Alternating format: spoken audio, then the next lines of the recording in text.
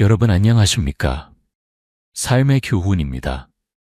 오늘은 정말 특별하고도 중요한 이야기를 나누어 보려 합니다. 인생은 마치 강물 위를 떠다니는 배와 같습니다. 젊을 때는 힘이 넘치고 바람을 가르며 거침없이 나아가지만 나이가 들수록 더 이상 서두를 필요가 없습니다. 이제는 조급함보다 평온함이, 경쟁보다 건강이 더욱 중요해지는 시기입니다. 하지만 안타깝게도 모든 분들이 그런 여유를 누리는 것은 아닙니다. 요즘은 80세, 90세, 심지어 100세까지 장수하시는 분들이 많아졌지만 오래 산다고 해서 모두 건강하게 사는 것은 아닙니다. 어떤 분들은 80세만 넘어가면 병원을 집처럼 드나들며 각종 질병으로 고통받다가 결국 얼마 못 가 세상을 떠나십니다. 반면 어떤 분들은 90세가 넘어도 심지어 100세가 넘어도 병원 한 번 안 가시고 정정하게 건강한 삶을 누리십니다. 도대체 이 차이는 어디서 오는 걸까요? 유전적인 차이일까요? 운이 좋고 나쁜 차이일까요? 아니면 다른 이유가 있을까요? 저는 지난 4년 동안 대한민국 곳곳을 다니며 90세 이상 되시고 단 한 번도 중병으로 병원에 입원하지 않으신 어르신들을 직접 만나 뵙고 인터뷰했습니다. 서울부터 부산, 제주도, 강원도 산골마을까지 전국 방방곡곡을 돌아다니며 총 121명의 건강한 장수 어르신들을 만났습니다. 그분들의 삶을 관찰하고 이야기를 들으면서 정말 놀라운 사실을 발견했습니다. 건강하게 장수하시는 분들에게는 공통된 생활 습관이 있었다는 것입니다. 그것도 아주 특별하거나 어려운 것이 아니라 누구나 따라할 수 있는 간단한 습관들이었습니다. 반대로 80세 이후 갑자기 건강이 나빠지고 병원을 자주 드나들다가 일찍 세상을 떠나시는 분들도 많이 봤습니다. 그분들은 왜 그렇게 되셨을까요? 제가 발견한 가장 중요한 사실은 이것입니다. 80세 이후의 건강과 수명은 유전보다 습관에 의해 결정된다는 것이었습니다. 특히 은퇴 후 어떤 생활을 하느냐가 정말 중요했습니다. 은퇴 후 10년, 20년 동안 어떤 습관을 가지고 사느냐에 따라 80세 이후의 삶이 완전히 달라진다는 것을 확인했습니다. 오늘 여러분께 소개해드릴 7가지 습관은 실제로 100세까지 건강하게 사신 분들이 공통적으로 가지고 계셨던 것들입니다. 이 습관들을 따라 하신다면 여러분도 병원 신세지지 않고 행복한 노년을 보내실 수 있을 것입니다. 그리고 마지막에는 80세 이후 일찍 세상을 떠나는 진짜 이유에 대해서도 말씀드리겠습니다. 이것을 아시면 여러분의 생각이 완전히 바뀔 것입니다. 만약 오늘 영상이 유익하셨다면 구독 버튼을 눌러주시고 좋아요와 댓글도 부탁드립니다. 여러분의 관심과 응원이 더 많은 분들에게 좋은 정보를 나누는데 큰 힘이 됩니다. 그럼 이제 본격적으로 시작해 볼까요? 첫 번째 습관, 매일 아침 해가 뜰 때 일어나서 가벼운 운동을 합니다. 제가 처음 만난 분은 경상남도 하동에 사시는 박순자 할머니였습니다. 올해 96세이신 박 할머니는 제가 찾아뵌 날도 새벽 5시 30분에 일어나셔서 마당에서 스트레칭을 하고 계셨습니다. 늦여름의 아침 공기가 시원하게 흐르는 가운데 할머니는 천천히 팔을 돌리고 허리를 좌우로 움직이며 몸을 풀고 계셨습니다. 젊은이, 아침에 일어나자마자 몸을 움직여야 해. 그래야 하루가 개운하고 기분이 좋아진단 말이야. 나는 평생 이렇게 살았어. 젊을 때부터 농사일을 했으니까 늘 해 뜨기 전에 일어났지. 은퇴하고 나서도 이 습관을 버리지 않았어. 그게 내 건강 비결이야. 박 할머니의 말씀에는 깊은 과학적 근거가 있었습니다. 우리 몸은 밤새 잠을 자는 동안 근육이 굳어지고 혈액순환이 느려집니다. 몸의 모든 기능이 최소한으로 작동하면서 에너지를 절약하는 상태가 되는 것이지요. 그래서 아침에 일어나자마자 가볍게 몸을 풀어주면 혈액순환이 원활해지고 관절도 부드러워지며 온몸에 활력이 돕니다. 특히 해가 뜰 무렵에 일어나는 것이 중요합니다. 우리 몸에는 생체 리듬이라는 것이 있는데 이것이 태양의 빛과 밀접하게 연결되어 있기 때문입니다. 해가 뜨면 자연스럽게 일어나고 해가 지면 잠자리에 드는 것이 가장 자연스러운 삶의 방식입니다. 이것이 바로 우리 조상들이 수천 년 동안 살아온 방식이고 우리 몸에 새겨진 자연스러운 리듬입니다. 하지만 요즘 많은 분들이 은퇴 후 늦잠을 주무십니다. 이제 일도 안 하는데 뭐하러 일찍 일어나나 하시면서 오전 9시, 10시까지 주무시는 분들이 많습니다. 심지어 점심때까지 주무시는 분들도 계십니다. 그런데 이것이 건강에 정말 나쁜 영향을 미칩니다. 늦게까지 자면 생체 리듬이 깨지고 식욕이 떨어지며 하루 종일 나른하고 무기력한 느낌이 듭니다. 게다가 아침 햇빛을 받지 못하면 우울증에 걸릴 위험도 커집니다. 아침 햇빛은 우리 몸에서 세로토닌이라는 행복 호르몬을 만들어내는데 이것이 부족하면 우울하고 의욕이 없어지게 됩니다. 서울대학교 의과대학 연구팀이 발표한 논문에 따르면 매일 아침 6시 이전에 일어나서 활동하는 노인들은 그렇지 않은 노인들보다 심혈관 질환 발생률이 35% 낮고 우울증 발생률도 40% 낮다고 합니다.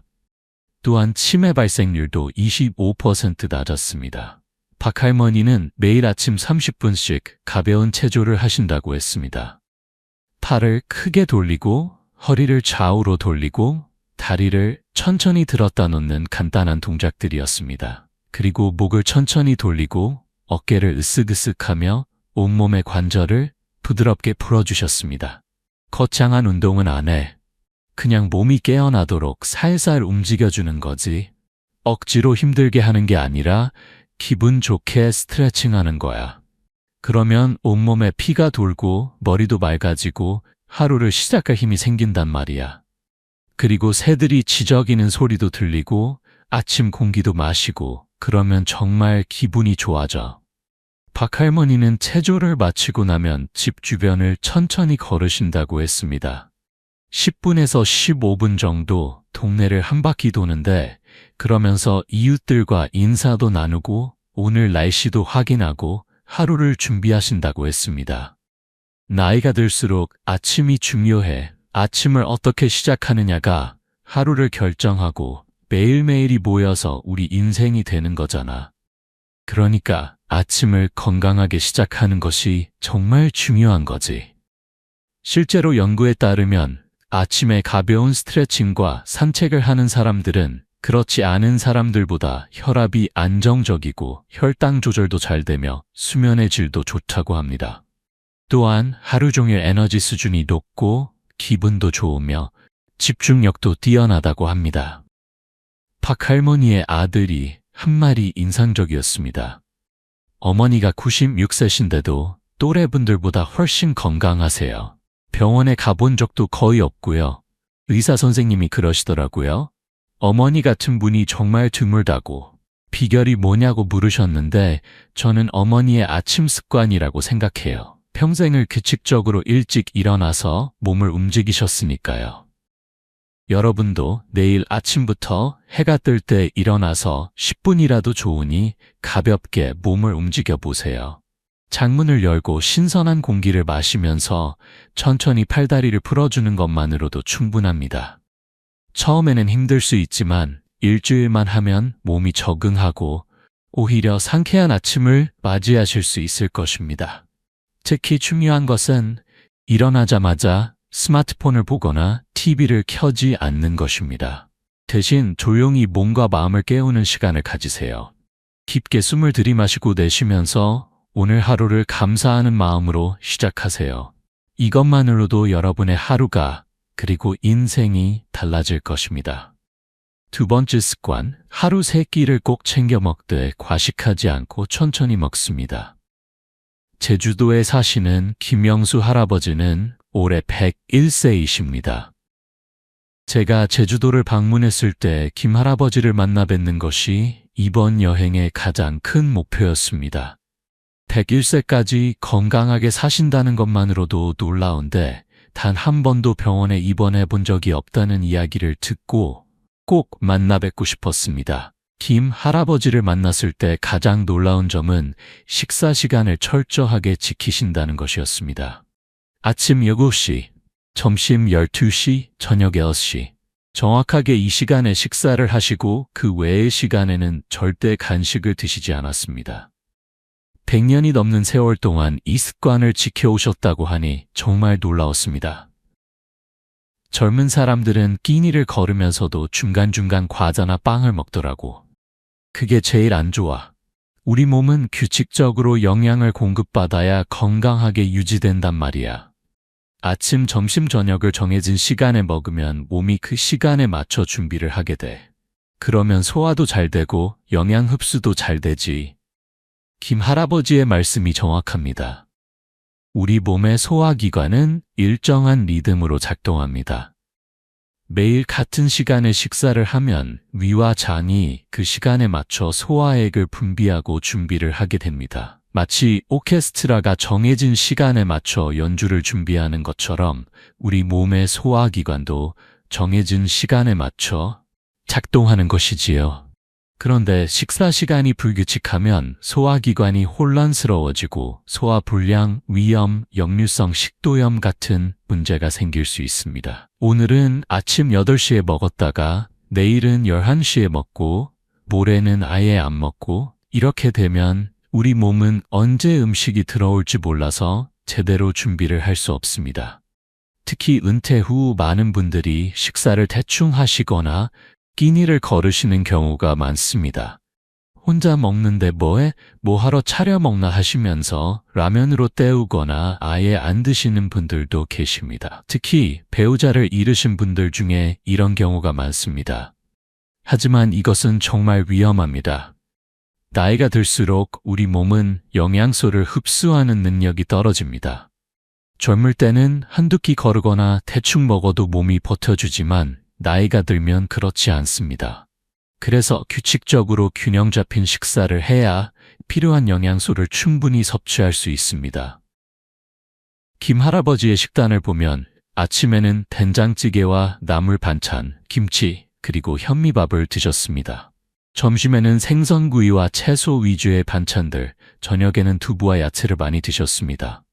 고기도 드시지만 일주일에 2-3번 정도만 적당량 드셨습니다. 고기를 많이 먹으면 안 좋아. 나이가 들수록 소화가 안 되거든. 생선이 훨씬 좋아. 그리고 채소를 많이 먹어야 해. 나는 매 끼니마다 채소를 꼭 먹어. 김치도 좋고 나물도 좋고 쌈도 좋아.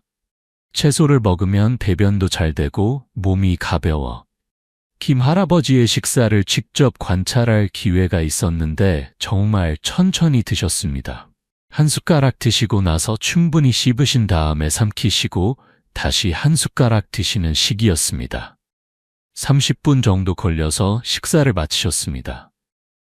많이 먹는 게 중요한 게 아니야. 적당히 먹되 여러 가지를 골고루 먹는 게 중요하지. 그리고 천천히 꼭꼭 씹어 먹어야 해. 나는 한 번 먹을 때 배의 70%만 채우고 멈춰.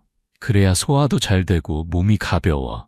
배불리 먹으면 졸리고 무거워서 아무것도 하기 싫어지거든. 김 할아버지의 말씀은 과학적으로도 정확합니다. 우리 뇌는 음식을 먹기 시작한 후 20분 정도가 지나야 배부르다는 신호를 보냅니다.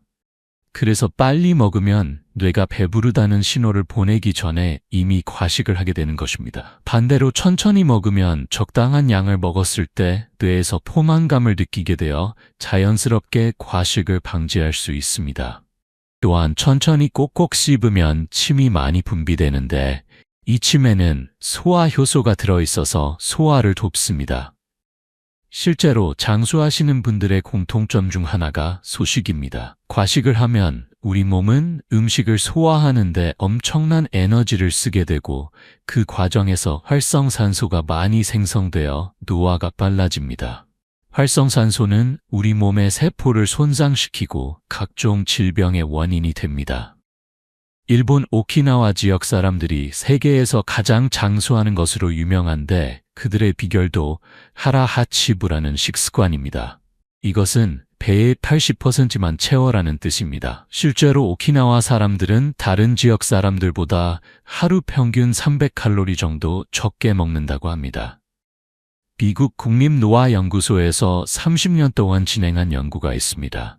원숭이들을 두 그룹으로 나누어 한 그룹은 평소대로 먹게 하고 다른 그룹은 칼로리를 30% 줄여서 먹게 했습니다. 그 결과 칼로리를 줄인 그룹의 원숭이들이 훨씬 오래 살았고 당뇨병, 암, 심혈관 질환 발생률도 현저히 낮았습니다. 김 할아버지는 이렇게 말씀하셨습니다. 젊었을 때는 나도 많이 먹었어. 힘든 일을 했으니까 배불리 먹어야 했지. 근데 나이가 들고 일을 안 하게 되면서 자연스럽게 식사량을 줄였어. 처음에는 배가 고팠는데 2주 정도 지나니까 익숙해지더라고. 그리고 오히려 몸이 가볍고 좋더라고. 그때부터 지금까지 이렇게 먹고 있어. 김 할아버지의 며느리가 한 말이 기억에 남습니다. 아버님이 100세가 넘으셨는데도 소화 불량이나 변비 같은 게 전혀 없으세요. 저희보다 오히려 더 건강하신 것 같아요. 의사 선생님이 그러시더라고요. 아버님 같은 분은 정말 드물다고. 100세가 넘었는데 위장이 건강한 분이 거의 없다고 하시더라고요. 비결이 뭐냐고 물어보니까 규칙적이고 절제된 식사 습관이라고 하셨어요. 여러분도 오늘부터 세 끼를 규칙적으로 드시되 과식하지 마시고 배의 70-80% 정도만 채우는 습관을 가져보세요. 그리고 천천히 꼭꼭 씹어 드세요. 한 입 먹으면 최소 20번 이상 씹으세요. 처음에는 배가 고플 수 있지만 2주 정도 지나면 몸이 적응하고 오히려 가벼운 느낌에 익숙해지실 것입니다. 특히 저녁 식사는 잠자기 3시간 전에 끝내세요. 배가 부른 상태로 자면 소화가 안 되고 수면의 질이 떨어집니다. 그리고 야식은 절대 먹지 마세요. 밤에 먹는 음식은 거의 다 지방으로 저장되고 위장에도 부담을 줍니다. 결국 중요한 것은 잘 먹는 것이 아니라 지혜롭게 먹는 것입니다. 너무 많이 먹는 것이 아니라 적당히 먹고 소화가 잘 되도록 도와주는 것이 진정한 건강의 비결입니다.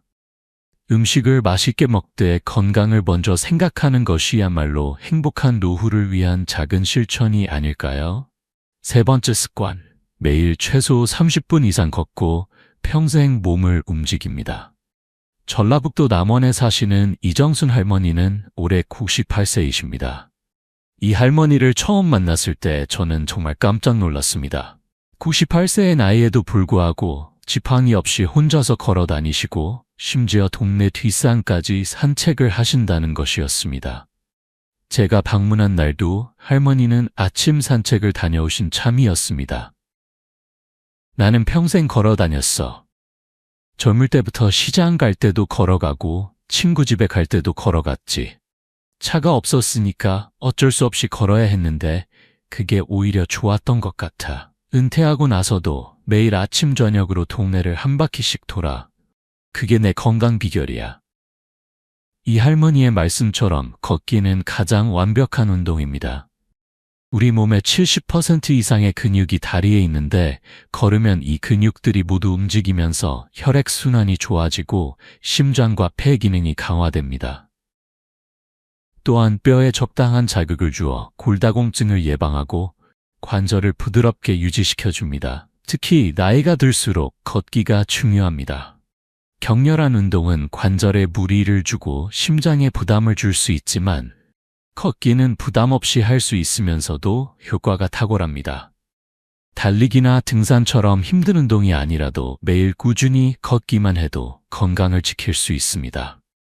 연세대학교 의과대학 연구팀이 발표한 논문에 따르면 매일 30분 이상 걷는 노인들은 그렇지 않은 노인들보다 심혈관 질환으로 사망할 확률이 30% 낮고 당뇨병 발생률도 50% 낮으며 치매 발생률은 무려 40% 낮다고 합니다.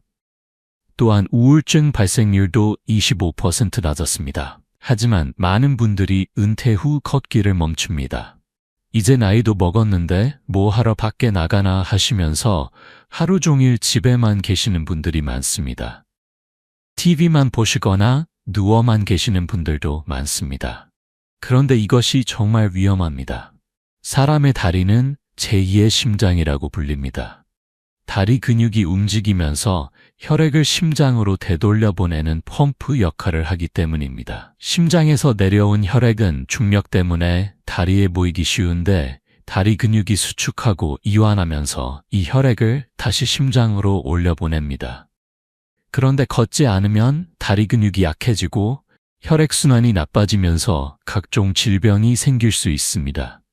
혈액순환이 안 되면 다리가 붓고 혈전이 생길 수 있으며 심하면 뇌졸중이나 심근경색으로 이어질 수도 있습니다. 이 할머니는 매일 아침 6시 30분과 저녁 5시 30분에 각각 30분씩 걸으신다고 했습니다. 빠르게 걷는 것이 아니라 천천히 주변 풍경을 보면서 여유롭게 걸으신다고 했습니다. 아침에는 동네 뒷산 입구까지 걸어가셨다가 돌아오시고 저녁에는 동네를 한 바퀴 도신다고 했습니다. 걸으면서 이웃들도 만나고 인사도 하고 세상 돌아가는 이야기도 듣고 그래, 그게 참 좋아. 몸도 건강해지고 마음도 즐거워지지. 혼자 집에만 있으면 답답하고 우울해지는데 밖에 나가서 걸으면 기분이 좋아져. 새들도 보고 꽃도 보고 하늘도 보고 그러면 살아있다는 느낌이 들어. 이 할머니의 말씀처럼 걷기는 단순히 신체적인 운동만이 아닙니다. 정신 건강에도 정말 좋습니다. 걸으면서 자연을 보고 사람들을 만나고 햇빛을 쬐면 기분이 좋아지고 스트레스가 해소됩니다.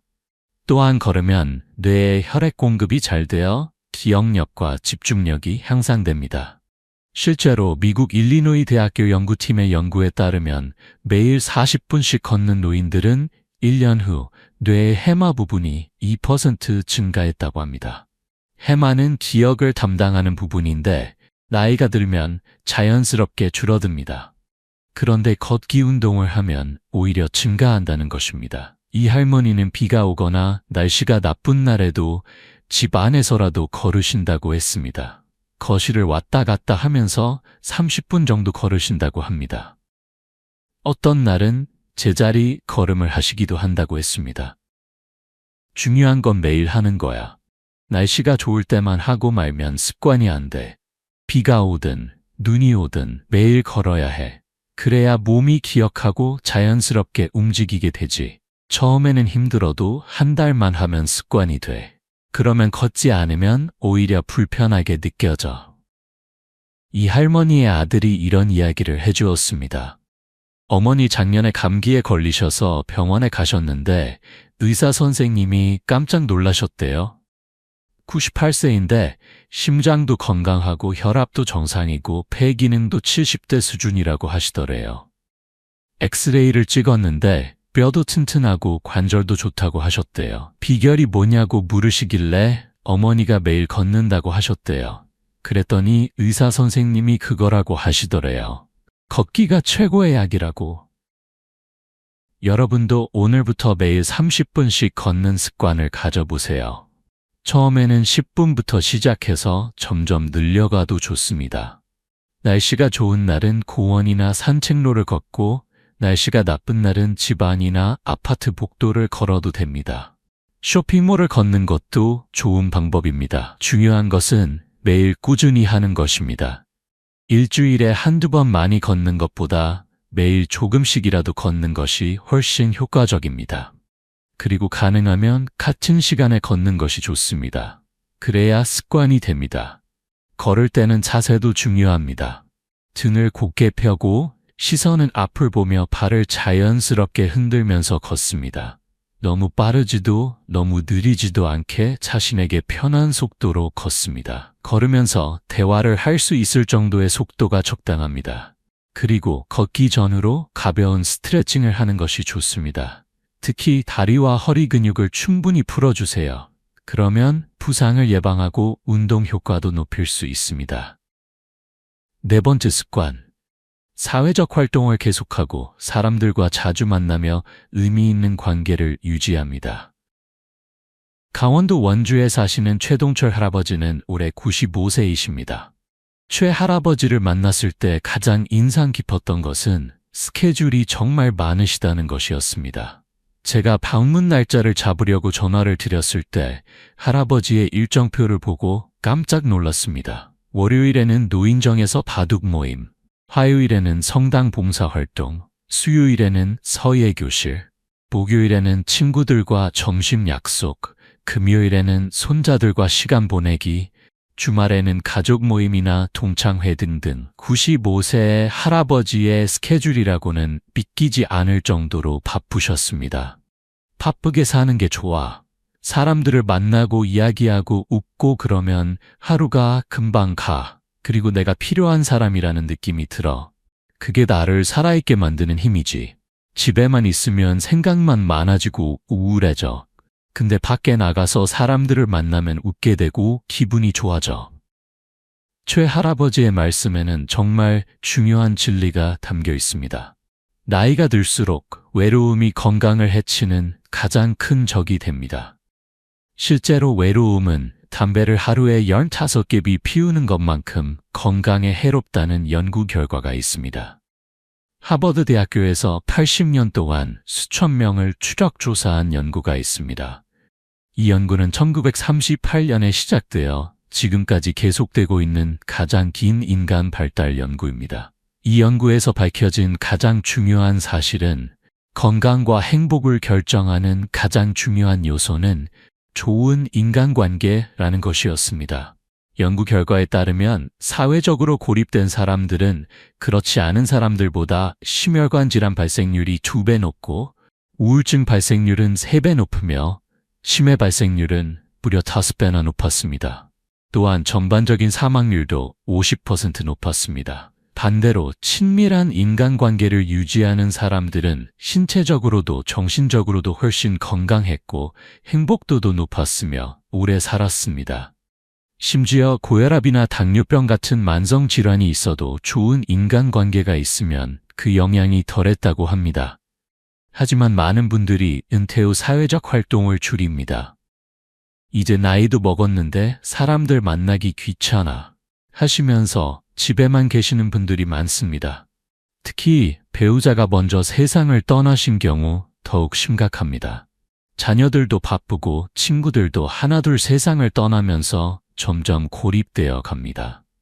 혼자 지내는 시간이 길어지면 말수가 줄어들고 생각이 부정적으로 변하며 우울증에 빠질 위험이 커집니다. 게다가 몸을 움직일 이유도 없어지면서 신체 기능도 빠르게 약해집니다. 아침에 일어나도 할 일이 없고 만날 사람도 없으면 하루가 길고 지루하게 느껴집니다. 최 할아버지는 은퇴 직후부터 의도적으로 여러 모임에 가입하셨다고 했습니다. 처음엔 나도 귀찮았어. 그냥 집에서 쉬고 싶었지. 40년 넘게 일했으니까 이제 좀 쉬고 싶더라고. 근데 아내가 나보고 밖에 나가서 사람들 만나라고 했어. 집에만 있으면 늙는다고. 그래서 억지로라도 나갔는데 그게 내 인생을 바꿨어. 사람들과 함께 있으면 웃게 되고 웃으면 건강해지더라고. 최 할아버지는 특히 봉사활동을 강조하셨습니다. 성당에서 매주 화요일에 무료 급식 봉사를 하신다고 했습니다. 95세의 나이에도 어려운 이웃들을 위해 봉사를 하신다는 것이 정말 대단했습니다. 봉사를 하면 내가 누군가에게 도움이 되고 있다는 느낌이 들어. 그게 참 좋아. 나도 이제 나이가 많아서 할 수 있는 게 별로 없는데 이렇게라도 도움이 될 수 있다는 게 감사하지. 그리고 봉사하러 가면 거기서 만나는 사람들도 좋고 다 같이 웃으면서 일하면 시간이 금방 가. 실제로 봉사활동을 하는 노인들은 그렇지 않은 노인들보다 우울증 발생률이 40% 낮고 삶의 만족도가 50% 높으며 사망률도 22% 낮다는 연구 결과가 있습니다. 봉사활동을 통해 자신이 가치 있는 존재라는 느낌을 받고 삶의 의미를 찾게 되기 때문입니다. 최 할아버지는 바둑 모임도 정말 좋아하신다고 했습니다. 매주 월요일 오후 2시가 되면 노인정에 가서 친구들과 바둑을 두신다고 합니다. 같이 바둑을 두는 친구들은 대부분 70대, 80대인데 할아버지가 가장 나이가 많으시지만 실력은 가장 좋으시다고 했습니다. 바둑을 두면 머리를 써야 하잖아. 그게 좋아. 치매 예방에도 좋고.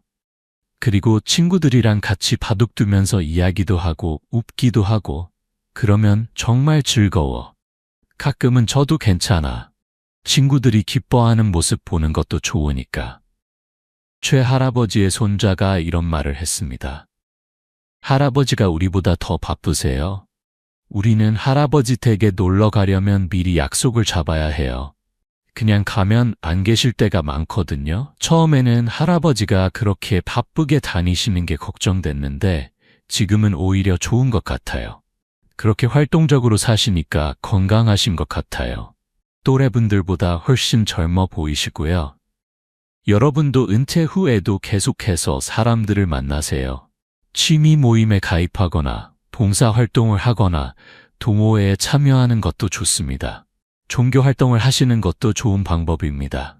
교회, 성당, 절 등에서 정기적으로 사람들을 만나고 교류할 수 있습니다.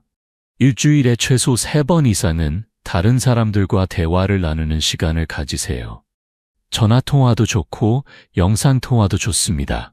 하지만 가능하면 직접 만나는 것이 가장 좋습니다.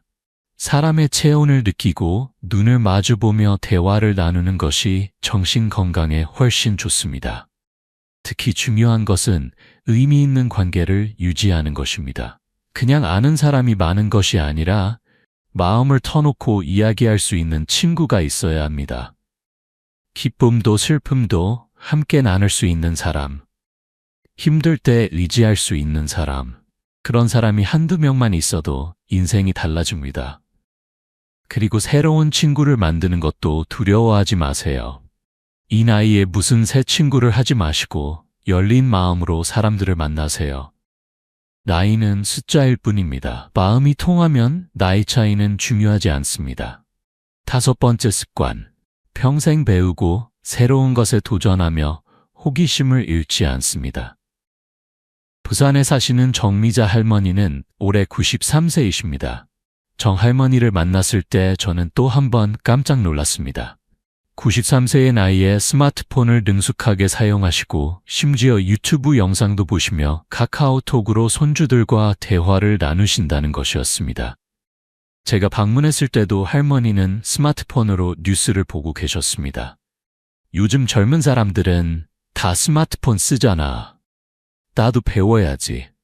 안 그러면 손주들이랑 대화도 안 되고 세상에서 뒤처지는 것 같아서 싫더라고. 그래서 70대 때 배우기 시작했어. 처음에는 정말 어려웠어. 버튼도 잘 안 눌러지고 글자도 작아서 안 보이고. 근데 포기하지 않고 계속하니까 되더라고. 정할머니는 70세에 컴퓨터를 배우기 시작하셨고 75세에 스마트폰을 배우셨으며 80세에는 영어 공부를 시작하셨다고 합니다. 지금도 매주 화요일에는 노인복지관에서 하는 영어 교실에 다니신다고 했습니다. 93세에 영어를 공부하신다니 정말 대단하지 않습니까? 영어를 유창하게 하려는 건 아니야. 그냥 간단한 인사말이나 기본적인 대화 정도만 할 수 있으면 좋겠어. 손주들이 외국에 나가서 살 수도 있잖아. 그때 가서 영어 한마디도 못하면 창피하잖아. 그리고 영어 공부하면서 외국 문화도 배우고 그러면 재미있어. 정할머니는 최근에는 그림도 배우기 시작하셨다고 합니다. 수채화를 배우시는데 매주 목요일 오전에 문화센터에 가서 수업을 들으신다고 했습니다. 할머니가 그림을 보여주셨는데 정말 아름다웠습니다. 평생 그림을 그려본 적이 없었는데 9살 넘어서 시작했어. 늦었다고 생각할 수도 있는데 나는 그렇게 생각 안 해. 지금 시작하면 앞으로 몇 년이라도 즐길 수 있잖아. 그림 그리면 시간 가는 줄 몰라. 그리고 완성된 그림을 보면 뿌듯하고 행복해. 정할머니의 말씀은 과학적으로도 정확합니다. 우리 뇌는 사용하지 않으면 퇴화합니다. 하지만 새로운 것을 배우고 도전하면 뇌세포 사이에 새로운 연결이 만들어지면서 뇌 기능이 향상됩니다. 이것을 신경가소성이라고 합니다. 서울대학교 의과대학 연구팀의 연구에 따르면 평생 학습을 계속하는 노인들은 그렇지 않은 노인들보다 치매 발생률이 60% 낮고 인지 기능 저하 속도도 훨씬 느리다고 합니다. 특히 새로운 언어를 배우거나 악기를 배우거나 그림을 그리는 것처럼 복잡한 인지 활동을 하면 뇌가 활성화되어 노화를 늦출 수 있다고 합니다. 하지만 많은 분들이 은퇴 후 배움을 멈춥니다. 이 나이에 뭘 배워 하시면서 새로운 것에 도전하지 않으십니다. TV만 보시거나 그냥 집에서 시간을 보내십니다. 그런데 이것이 뇌의 노화를 빠르게 만듭니다. 뇌는 근육과 같습니다. 사용하면 발달하고 사용하지 않으면 퇴화합니다. 매일 똑같은 일만 반복하면 뇌는 새로운 자극을 받지 못하고 점점 기능이 떨어집니다. 반대로 새로운 것을 배우면 뇌는 새로운 신경 연결을 만들면서 활성화됩니다. 특히 요즘 같은 디지털 시대에 새로운 기술을 배우지 않으면 사회에서 소외될 수밖에 없습니다. 은행도, 병원도, 관공서도 모두 디지털화되고 있는데 스마트폰을 못 쓰면 생활이 정말 불편해집니다. 택시도 앱으로 불러야 하고 음식 주문도 앱으로 해야 하고 심지어 예배나 미사도 온라인으로 볼 수 있는 시대입니다. 정할머니는 이렇게 말씀하셨습니다. 나이가 들수록 겸손해야 해. 젊은 사람들한테 배우는 걸 부끄러워하면 안 돼. 나는 손주한테도 배우고 복지관 선생님한테도 배우고 유튜브 영상 보면서도 배워. 배우는데 나이가 어디 있어? 모르면 물어보면 되고 안 되면 다시 하면 돼. 포기하지만 않으면 언젠가는 되더라고. 정할머니는 매일 저녁 30분씩 영어 공부를 하신다고 했습니다. 영어 교육 앱을 깔아서 기본 단어와 문장을 공부하신다고 합니다. 또한 영어로 된 노래도 들으시고 따라 부르기도 하신다고 했습니다. 처음에는 전혀 안 들렸어. 무슨 말인지 하나도 몰랐지. 근데 매일 조금씩 하니까 조금씩 들리기 시작하더라고. 지금은 간단한 인사말이나 자기소개 정도는 할 수 있어. 완벽하지는 않지만 그래도 뿌듯해. 90세가 넘어서 영어를 배운다는 게 신기하지 않아? 정할머니의 딸이 이런 말을 했습니다. 어머니가 정말 대단하세요. 저희도 못 따라가겠어요.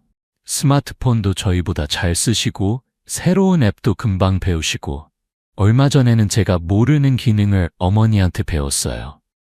어머니가 유튜브에서 보고 배우셨대요. 정말 놀라웠어요. 그리고 어머니가 이렇게 활발하게 배우고 도전하시니까 치매 걱정은 전혀 안 해요. 머리가 정말 맑으세요. 여러분도 지금이라도 늦지 않았습니다. 새로운 것을 배워보세요. 스마트폰 사용법이든 외국어든 악기든 그림이든 서예든 무엇이든 좋습니다. 중요한 것은 계속해서 뇌를 자극하고 도전하는 것입니다. 처음에는 어렵고 답답할 수 있습니다. 젊은 사람들처럼 빨리 배우지 못할 수도 있습니다. 하지만 포기하지 마세요. 천천히라도 꾸준히 하면 반드시 발전합니다. 그리고 그 과정 자체가 여러분의 뇌를 건강하게 만들고 치매를 예방하는 것입니다. 배우는 것이 부담스럽다면 작은 것부터 시작하세요. 하루에 새로운 단어 하나만 배우기, 스마트폰 기능 하나씩 익히기, 간단한 그림 그리기 등 아주 작은 것부터 시작하면 됩니다. 중요한 것은 매일 조금씩이라도 새로운 것을 배우려는 자세입니다. 그리고 호기심을 잃지 마세요. 이건 뭘까? 저건 어떻게 하는 걸까? 왜 그럴까? 이런 질문을 계속하세요. 호기심이 있으면 자연스럽게 배우게 되고 배우면 뇌가 활성화됩니다. 호기심은 나이와 상관없이 누구나 가질 수 있는 것입니다. 6번째 습관, 긍정적인 마음가짐을 유지하고 스트레스를 지혜롭게 관리하며 감사하는 마음으로 살아갑니다. 충청남도 공주에 사시는 김종수 할아버지는 올해 99세이십니다. 김 할아버지를 만났을 때 가장 인상 깊었던 것은 항상 웃는 얼굴이셨다는 것입니다. 제가 2시간 넘게 인터뷰를 하는 동안 할아버지는 계속 미소를 띠고 계셨고 이야기하시면서 자주 웃으셨습니다. 인생이 다 그렇지 뭐. 좋은 일도 있고 나쁜 일도 있고. 근데 나쁜 일만 생각하면 우울해지고 병나. 나는 좋은 일만 생각하려고 노력해. 그러면 기분도 좋아지고 하루하루가 즐거워. 웃으면 복이 온다고 하잖아. 나는 그 말을 믿어.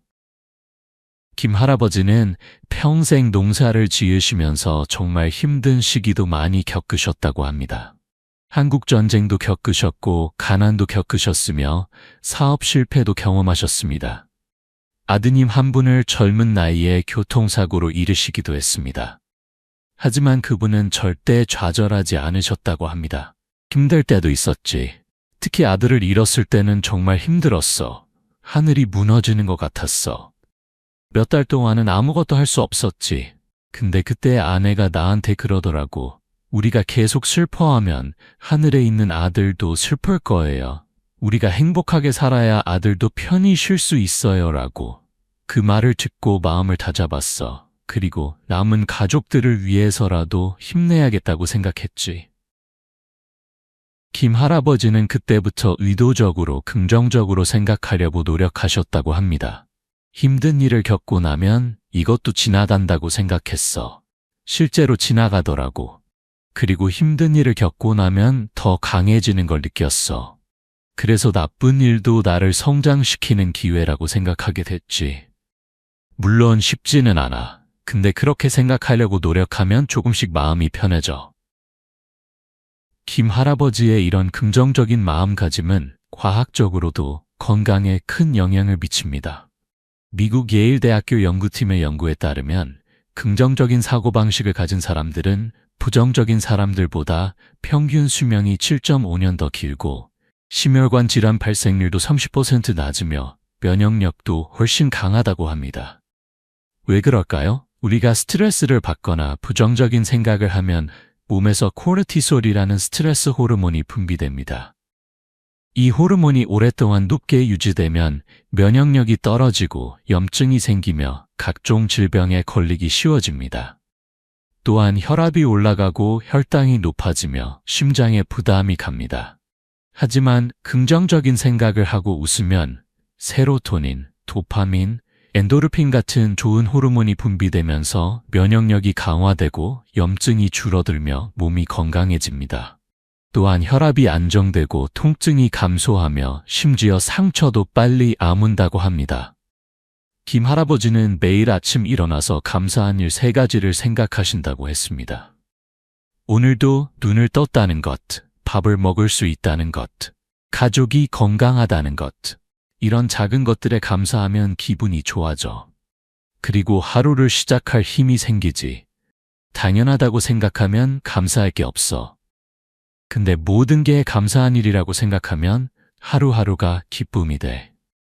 실제로 감사일기를 쓰는 사람들은 그렇지 않은 사람들보다 우울증 발생률이 40% 낮고 수면의 질도 더 좋으며 삶의 만족도도 훨씬 높다는 연구 결과가 있습니다. 매일 감사한 일을 생각하고 기록하는 것만으로도 정신 건강이 크게 향상된다는 것입니다. 김 할아버지는 스트레스를 받을 때는 산책을 하신다고 했습니다. 걱정되거나 화가 날 때는 밖에 나가서 걸어. 천천히 걸으면서 하늘도 보고 나무도 보고 새소리도 듣고 그러면 마음이 편해져. 자연 속에 있으면 사람이 작아 보이거든. 내 걱정도 별거 아닌 것처럼 느껴지고 그러면 마음이 가라앉아. 김 할아버지는 또한 명상도 하신다고 했습니다. 매일 저녁 잠자기 전에 10분 정도 조용히 앉아서 호흡에 집중하신다고 합니다. 눈을 감고 숨 쉬는 것에만 집중해. 들이마시고 내쉬고 들이마시고 내쉬고 그러면 머릿속이 깨끗해져. 온갖 잡생각들이 사라지고 마음이 고요해지지. 그 상태로 잠들면 정말 깊게 자게 돼. 김 할아버지의 손녀가 이런 말을 했습니다. 할아버지는 제가 아는 사람 중에 가장 긍정적인 분이에요. 어떤 상황에서도 좋은 면을 찾으시고 항상 웃으세요. 저도 힘들 때 할아버지를 보면 힘이 나요. 할아버지가 그 나이까지 건강하게 사시는 게 긍정적인 마음 때문인 것 같아요. 의사 선생님도 그렇게 말씀하셨어요. 여러분도 오늘부터 긍정적인 마음가짐을 연습해 보세요. 나쁜 일이 생겼을 때 왜 나한테만 이런 일이라고 생각하지 말고 이것도 지나갈 것이고 나를 더 강하게 만들 것이다 라고 생각해 보세요. 그리고 매일 감사한 일을 3가지씩 떠올려 보세요. 감사일기를 쓰는 것도 좋은 방법입니다. 매일 저녁 잠자기 전에 오늘 감사했던 일 3가지를 노트에 적어보세요. 거창한 것이 아니어도 됩니다. 오늘 날씨가 좋았다. 맛있는 식사를 했다. 친구와 통화를 했다. 이런 작은 것들로 충분합니다. 그리고 웃으세요. 억지로라도 웃으세요. 거울을 보면서 웃는 연습을 하세요. 우리 뇌는 진짜 웃음과 억지 웃음을 구별하지 못합니다. 그래서 억지로라도 웃으면 뇌에서 좋은 호르몬이 분비됩니다. 매일 조금씩이라도 웃는 시간을 가지세요. 7번째 습관. 충분히 자고 규칙적인 수면 패턴을 유지하며 수면의 질을 높입니다. 경기도 수원에 사시는 박영희 할머니는 올해 97세이십니다. 박 할머니를 만났을 때 피부가 정말 좋으시고 얼굴에 생기가 넘치셨습니다. 또래분들보다 훨씬 젊어 보이셨습니다. 비결을 여쭤보니 잘 자는 것이라고 하셨습니다. 나는 매일 밤 9시 30분에 자고 아침 5시 30분에 일어나 정확히 8시간을 자지. 평생 이렇게 살았어. 그리고 낮에도 점심 먹고 30분 정도 눈을 붙여. 그러면 오후에도 힘이 나더라고. 잠이 보약이야. 잘 자면 피로도 풀리고 기분도 좋아지고 머리도 맑아져. 박 할머니는 평생 이런 수면 패턴을 유지하셨다고 합니다. 젊을 때 일을 하실 때도 늦어도 10시 전에는 주무셨고 은퇴 후에는 더 일찍 주무신다고 했습니다. 주말이든 휴일이든 상관없이 항상 같은 시간에 주무신다고 했습니다. 잠이 보약이야. 잘 자면 피로도 풀리고 기분도 좋아지고 머리도 맑아져. 근데 요즘 사람들은 밤늦게까지 TV 보고 스마트폰 하고 그러더라고. 그러면 안 돼. 밤은 자는 시간이야. 우리 몸도 밤에 쉬어야 다음날 제대로 일할 수 있어. 박 할머니의 말씀이 정확합니다. 수면은 우리 몸이 스스로를 회복하고 재생하는 시간입니다. 잠을 자는 동안 우리 몸은 손상된 세포를 복구하고 면역세포를 만들며 노폐물을 제거합니다. 또한 뇌에서는 낮 동안의 기억을 정리하고 저장하는 작업이 일어납니다. 서울대학교 의과대학 수면연구센터의 연구에 따르면 하루 8시간 숙면을 취하는 노인들은 그렇지 않은 노인들보다 심혈관 질환 발생률이 40% 낮고 치매 발생률도 30% 낮으며 전반적인 사망률도 25% 낮다고 합니다. 또한 면역력도 높고 우울증 발생률도 낮았습니다. 특히 중요한 것은 규칙적인 수면 패턴입니다. 매일 같은 시간에 자고 같은 시간에 일어나면 우리 몸의 생체 리듬이 안정되고 수면의 질이 좋아집니다. 우리 몸은 일정한 리듬으로 작동하도록 설계되어 있기 때문입니다. 하지만 많은 분들이 은퇴 후 수면 패턴이 불규칙해집니다. 어떤 날은 일찍 자고 어떤 날은 늦게 하고 낮잠도 너무 오래 자시는 분들이 많습니다. 이렇게 되면 밤에 잠이 안 오고 낮에는 졸리고 해서 생활 리듬이 완전히 깨져버립니다. 박 할머니는 숙면을 위해 몇 가지 원칙을 지키신다고 했습니다. 첫째, 저녁 식사는 잠자기 3시간 전에 끝냅니다. 배가 부른 상태에서 자면 소화가 안 되고 수면의 질이 떨어지기 때문입니다. 할머니는 저녁 6시에 식사를 하시고 9시 30분에 주무신다고 했습니다. 둘째, 잠자기 1시간 전에는 TV나 스마트폰을 보지 않습니다. 화면에서 나오는 블루라이트가 수면 호르몬인 멜라토닌 분비를 방해하기 때문입니다. 할머니는 8시 30분이 되면 TV를 끄시고 가벼운 책을 읽으시거나 조용한 음악을 들으신다고 했습니다. 셋째, 침실은 조용하고 어둡고 시원하게 유지합니다.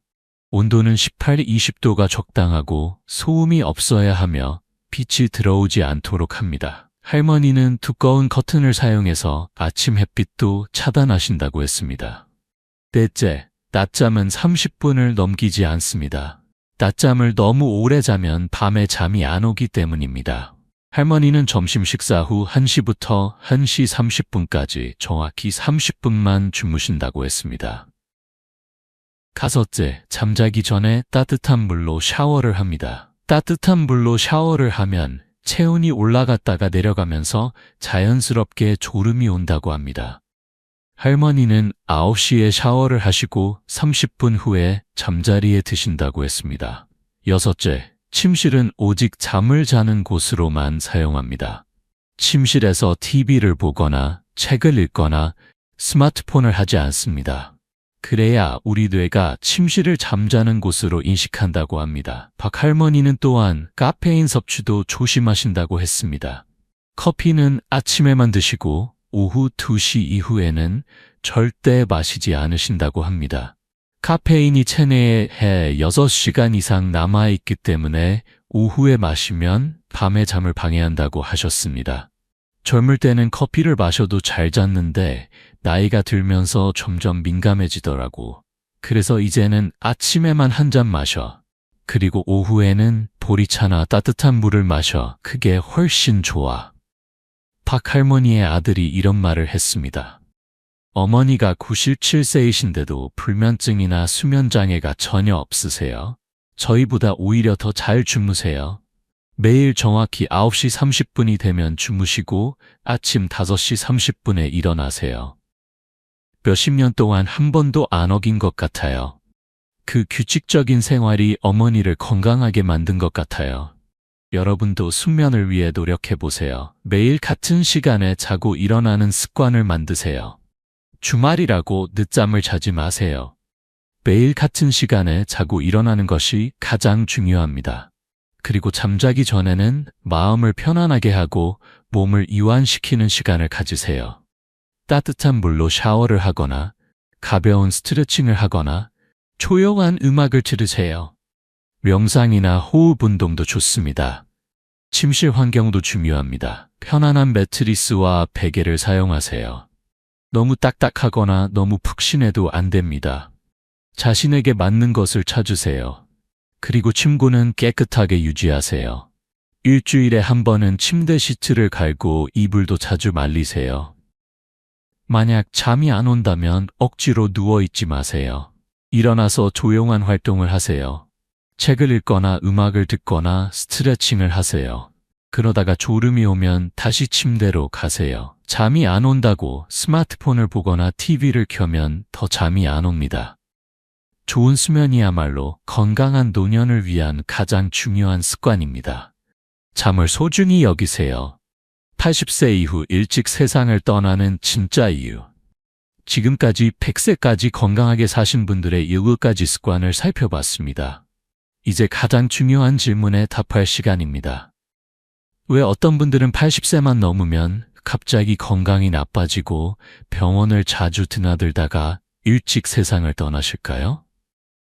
제가 4년간 연구하면서 발견한 가장 중요한 사실은 이것입니다. 80세 이후에 세상을 떠나는 것은 나이 때문이 아니라 은퇴 후 생활 습관 때문이라는 것입니다. 많은 분들이 은퇴하면서 이렇게 생각합니다.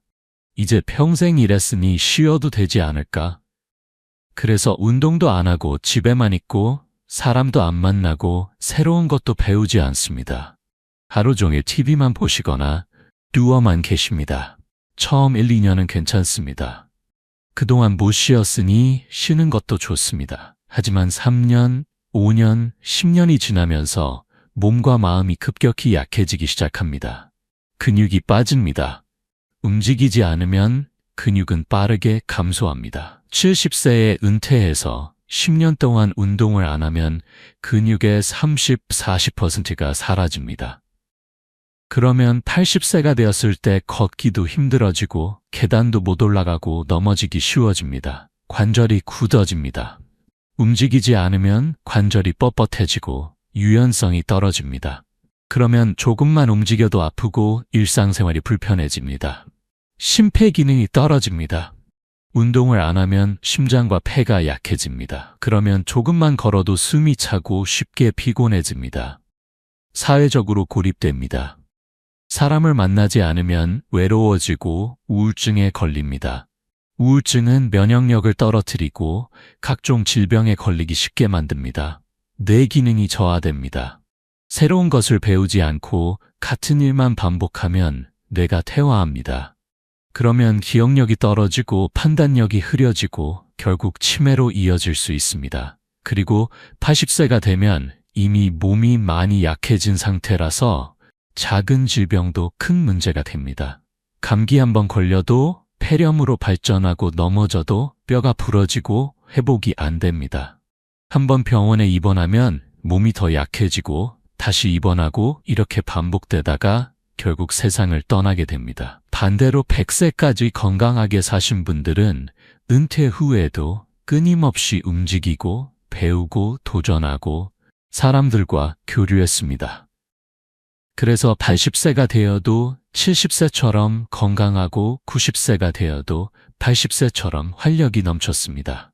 서울대학교 의과대학에서 진행한 대규모 연구가 있습니다.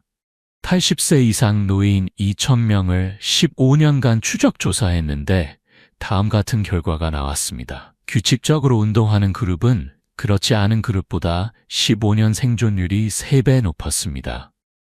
사회적 활동을 계속하는 그룹은 그렇지 않은 그룹보다 15년 생존율이 4배 높았습니다. 긍정적인 마음가짐을 가진 그룹은 부정적인 그룹보다 15년 생존율이 2.5배 높았습니다. 그리고 가장 놀라운 발견은 이것이었습니다. 오늘 소개한 7가지 습관 중 5가지 이상을 실천하는 그룹은 2가지 이하만 실천하는 그룹보다 15년 생존율이 무려 6배나 높았다는 것입니다. 즉, 80세 이후의 건강과 수명은 유전이나 운이 아니라 우리의 생활 습관에 의해 결정된다는 것입니다. 우리가 은퇴 후 어떻게 사느냐가 80세 이후의 삶을 결정합니다. 많은 분들이 이렇게 말씀하십니다. 80세까지만 건강하게 살면 됐지 그 이후는 상관없어. 하지만 이것은 잘못된 생각입니다. 80세 이후가 오히려 더 중요합니다. 자녀들이 독립하고 손주들이 자라고 진정으로 자유로운 시간을 가질 수 있는 때가 80세 이후입니다. 그런데 그 시기를 병원에서 보내거나 누워서 보낸다면 얼마나 안타까운 일입니까? 80세 이후도 건강하게 활력 있게 살 수 있습니다. 오늘 소개한 7가지 습관만 지키면 됩니다. 오늘부터 시작하세요. 여러분, 오늘 제가 소개해드린 7가지 습관을 다시 한번 정리해 보겠습니다. 첫째, 매일 아침 해가 뜰 때 일어나서 가벼운 운동을 하세요. 둘째, 하루 3끼를 규칙적으로 먹되 과식하지 말고 천천히 먹으세요. 셋째, 매일 최소 30분 이상 걸으세요. 넷째, 사회적 활동을 계속하고 사람들과 자주 만나세요. 다섯째, 평생 배우고 새로운 것에 도전하세요. 여섯째, 긍정적인 마음가짐을 유지하고 스트레스를 잘 관리하세요. 일곱째, 충분히 자고 규칙적인 수면 패턴을 유지하세요. 이 7가지